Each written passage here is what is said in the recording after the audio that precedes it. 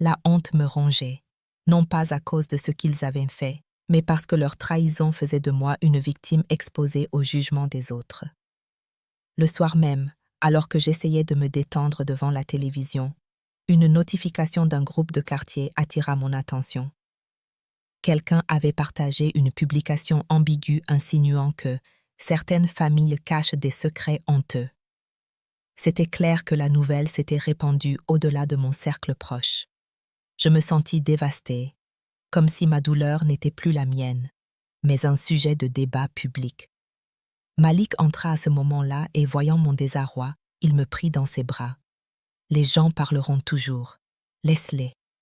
Ce n'est pas toi qui dois avoir honte. » Ces mots me réconfortèrent, mais au fond de moi, je savais que cette épreuve serait longue et que la réhabilitation de mon image serait un combat de chaque instant.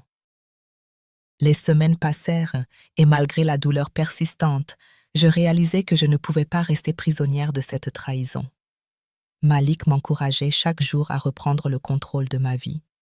Il me proposa de déménager, de changer de quartier pour échapper aux regards indiscrets. Après de longues discussions, je pris la décision de quitter cette maison marquée par le chagrin. J'avais besoin d'un nouveau départ, d'un lieu où je pourrais réapprendre à sourire sans ressentir ce poids sur ma poitrine. Avec l'aide d'Aïcha et de Malik, je trouvai un petit appartement lumineux en périphérie. Le jour du déménagement, je ressentis un mélange de tristesse et de soulagement, comme si ce lieu m'accordait enfin la paix dont j'avais tant besoin. Une fois installée, je décidai de me concentrer sur ma carrière. Mon travail avait toujours été un refuge, un espace où je pouvais me prouver que j'étais capable d'avancer malgré les épreuves.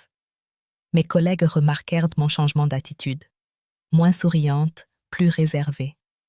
Aïcha me poussa à participer à un atelier de développement personnel pour surmonter les traumatismes.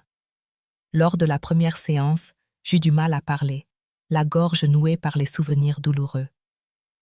Mais en écoutant les témoignages d'autres personnes brisées par la vie, je compris que je n'étais pas seule. Cette communauté silencieuse m'offrait une force insoupçonnée. Petit à petit, je repris confiance en moi, convaincue que cette épreuve ne devait pas me définir. Un soir, après l'atelier, je pris mon téléphone et ouvris les photos de famille que je n'avais pas osé regarder depuis des semaines. Chaque image était une épreuve, une confrontation avec ce passé brisé.